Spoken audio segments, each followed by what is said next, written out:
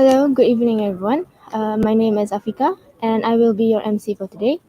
We would like to offer our sincere gratitude to everyone present here for taking time out of your day to attend this session. Before we continue to the presentation, here is a short video before we continue. Valuable or vulnerable, precious or priceless, and to secure the most essential elements in our connected world. There are many reasons we choose to protect things. Because they're valuable or vulnerable, precious or priceless. And to secure the most essential elements in our connected world, we rely on cybersecurity professionals certified by ISC squared. Their proven expertise helps safeguard the data and technology that offer us access and convenience, and shields the lives we want to lead. In a world worth protecting, Squared is there.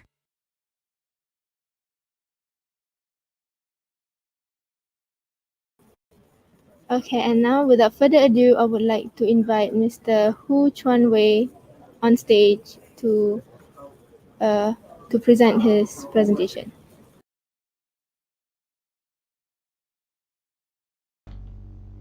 Hey, hi, good afternoon, everybody. My name is Chuan Wei. Just give me a minute while I'll bring up my screen.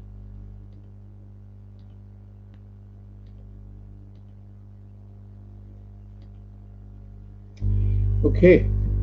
Hello again. My name is Chuan Wei, and today I'm representing ISC Square Asia Pacific to deliver the topic adapting to the changing risk landscape through a risk-based cybersecurity model. My full-time job is Chief Information Security Officer at SD Engineering in Singapore. Now, today's session will examine what information security practitioners need to look out for when developing their tactical and strategic plans to address cyber risks in a changing risk landscape. A common approach is to adopt a risk-based methodology, but there are some prerequisites to ensure that one doesn't end up missing components. Now, this session will try to cover pitfalls, common mistakes, and steps to make it work from a practitioner perspective. Due to time limit, I will be sharing only the key points.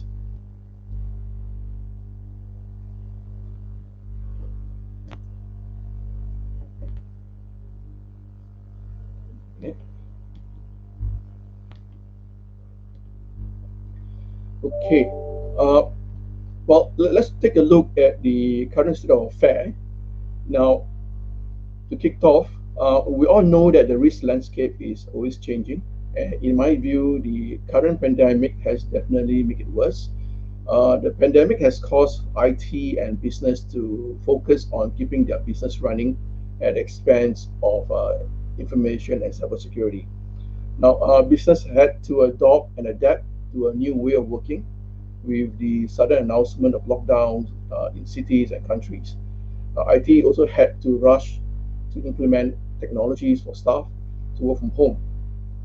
Now, during this transition, we do not know if security controls were assessed and catered for. A balance of productivity versus security. One of the most important factors to ensure business continuity while working from home or remotely is the VPN. Now, while were this measure implemented with the security in mind or a new solution stacked on a vulnerable environment, our patch management still being carried out diligently. We also experienced a new old problem, the supply chain security. The recent SolarWinds sharing reminded us not to be complacent and simply trust all the software we received. Now, question like, will a code review being conducted? Will the code inspected for integrity? Or basically, did we take it for granted or we missed something along the way? Now, if you look at the current environment, we all understood that security is as strong as the weakest link, and human is always the weakest link. And the bad guys are exploring that link as well. Way before the pandemic, phishing email has been the common tactic used by the bad guys for the initial entry into corporate networks. Now, with the pandemic, when the pandemic struck, there was a rise in the phishing emails on the topic of COVID-19 and vaccination, which attracted a lot of users. to trigger undesirable outcome. Example, stealing of credentials, spreading of ransomware, and extortion for data stolen and exfiltrated. Now, this cyber incident clearly shows how good and smart are the bad guys. Some of the phishing emails we saw were so realistic during the height of the pandemic that a user was not able to tell the difference. Now, everyone just wanted to know the latest of the pandemic, that information security and cyber security were put aside. So, did we assess if the pandemic would have brought in waves of cyber attack? Would be the question to be asking. Did we reassess our risk profile to see if our current controls were still fit for purpose? Right? Again, did we take it for granted or miss something along the way when it comes to timely information security education and training? Well, you look at obviously the worst had happened. Controls were bypassed, and it clearly shows some controls were no longer fit for purpose. Some of the detailed studies into ransomware attacks clearly demonstrated a delay in reacting with updates and patches. Some of the ransomware were fileless and were running off registry and in memory. The industry was definitely caught by surprise with some of the more well-known ransomware attacks, example, Maze, Red Evil, and etc. Now, attack groups are coming out with new variants more frequently to evade detection, and security research will take more time and effort to reverse engineer the malware strains. Now, research not able to keep up with the pace of the attack group, and security detection and prevention tools are missing out on detecting these new malware signatures. Some of the businesses are still having the notion that the endpoint control, for example, the antivirus software, is good enough to protect the business, and they believe they are lucky and will not suffer a cyber attack.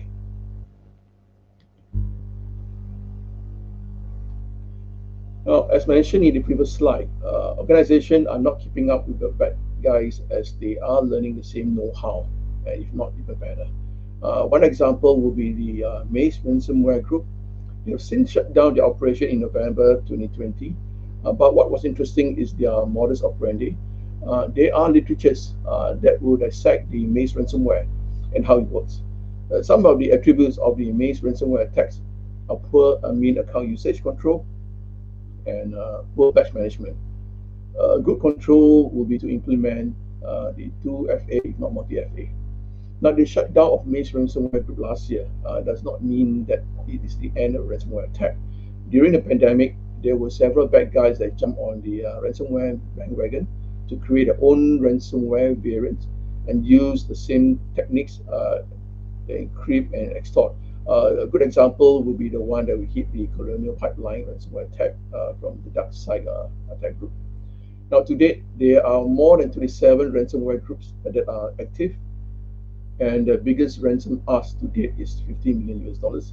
And unfortunately, some of the ransom were paid, and we all know about that in the press, and we do not know the rest. Now, it is definitely a painful decision for the business to make, to pay or not to pay the ransom. The pandemic has educated the business to keep pace with the threat landscape. Some companies even accelerated their cybersecurity controls initiative. A question they would normally like to ask at this stage would be, did we take it for granted or we miss something along the way when it comes to designing our defense and assessing our risk profile?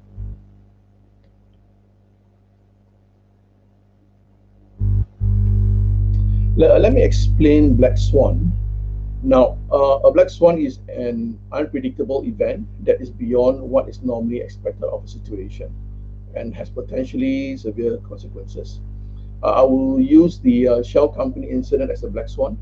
They had the opportunity to review their security posture after all the cyber attacks in the last 12 months and take the opportunity to strengthen their cyber defense. Unfortunately, the bad guys were ahead of their effort. A lesson learned from all the incidents indicate we should minimally adopt a general rule of thumb to isolate all our networks if possible.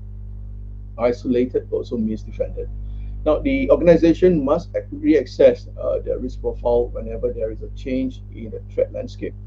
Splitting your network into segments and isolating them creates a barrier from being fully compromised with one blow. However, do not forget to observe the principle of least privilege. The organization must also have a patch management routine and well-established processes. At this junction, however, some companies are not diligent and complacent in their patch management and tends to give the business the false sense of security. The past lessons of cybersecurity incidents seems not to leave an impact on organizations to review their security posture and let alone to reassess their risk profile. Again, if you ask a simple question, did we take it for granted or did we not remember when it comes to designing our defense and reassessing our risk profile? So it all boils down to how we prepare ourselves to achieve a safe and secure environment to live and work. The word target here means to have a risk assessment that is relevant to the organization. The organization needs to put focus on the critical assets that need to be protected and work on. At least we will have some hope securing the assets and organization as a whole. The methodology needs to be consistent and repeatable. The security end states needs to be defined based on the risk appetite. Also important to have an easy report for strategy to understand and implement.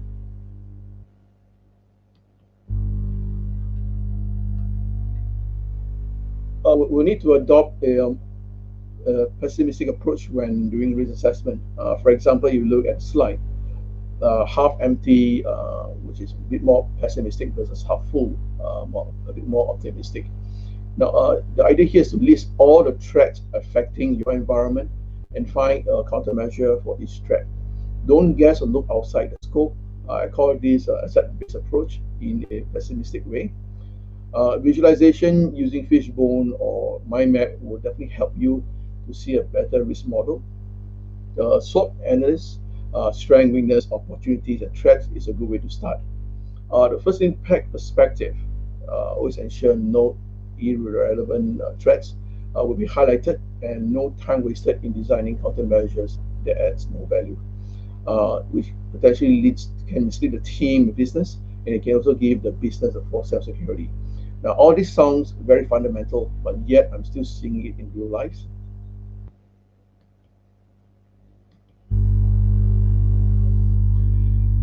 Not sure how many of you have experienced this. I'm equally guilty of it. Always excited to share the risk assessment to the management, but neglected the needs of the business. The management prefers short and sharp updates, especially at the board level. Take a step back, stay focused, gather your thoughts and present it simple and short form. Put yourself in the shoe of the recipient for a start. Imagine this is a company board meeting and basically we'll just need this to straight to the point.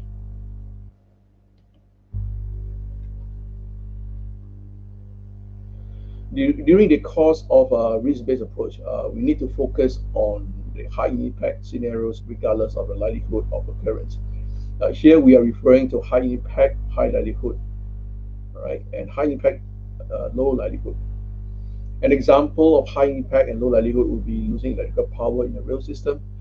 Most rail systems would have a backup electrical power system, but we still see rail disruption due to power failures. An example of high impact and high likelihood would be an attack group targeting critical information infrastructure. Example like the Colonial Pipeline oil. Right? Adopting this high impact scenario approach will give us a more accurate appreciation of the risk assessment.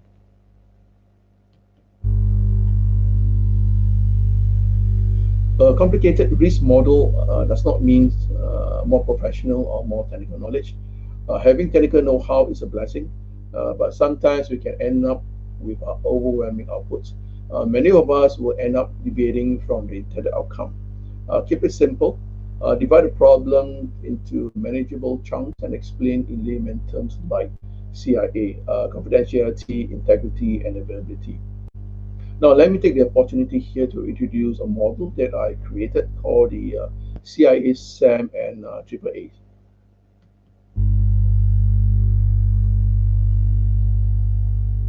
This is the CIA, SAM, AAA model for risk management that I adopt in my course of work. SAM stands for the safety, availability, and maintenance. AAA here refers to the authentication, authorization, and auditing. Now, we always start with the CIA followed by the triple A's, and this is primarily for the IT systems. We will consider safety and maintainability when dealing with operational technology, or also known as OT. Now, safety is the primary driver, while cyber is the secondary driver. Yeah.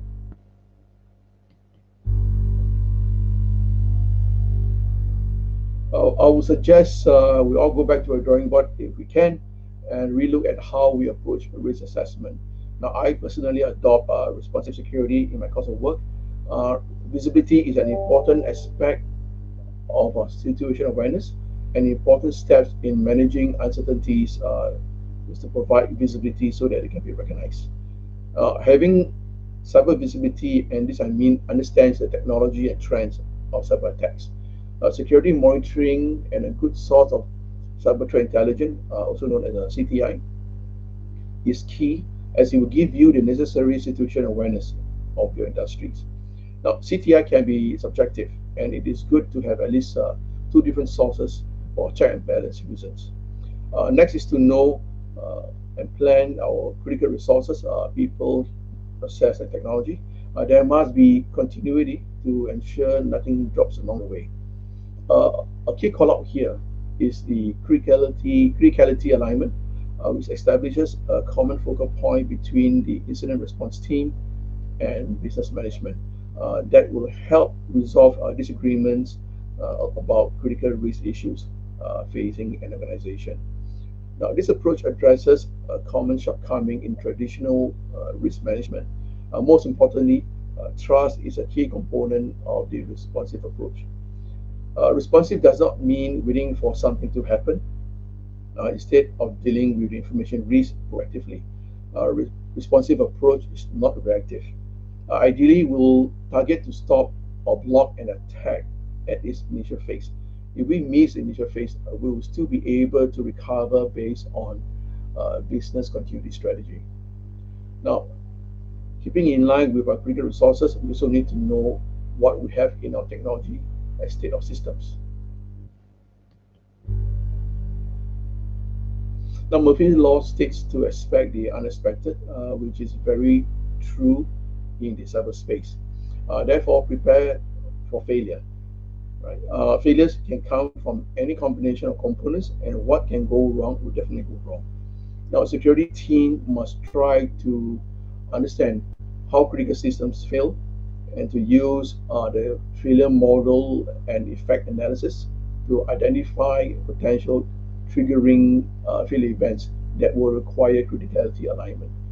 Plan a strategy or countermeasures for the combination of failures. I call this variable component failure analysis. Always remember, when you fail to plan, you basically plan to fail.